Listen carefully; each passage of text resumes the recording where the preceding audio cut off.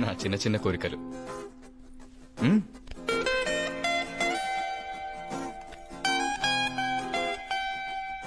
ఏం మాట్లాడుకుంటున్నారో వినాలని ఆశగా ఉంది.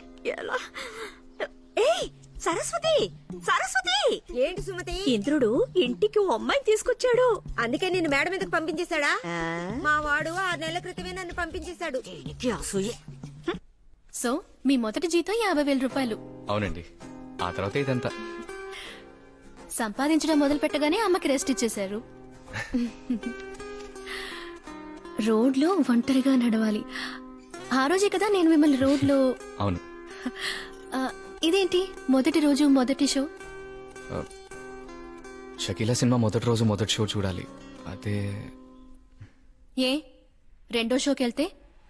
రెండో షోకి వెళ్తే బిట్లు లేపేస్తున్నారు.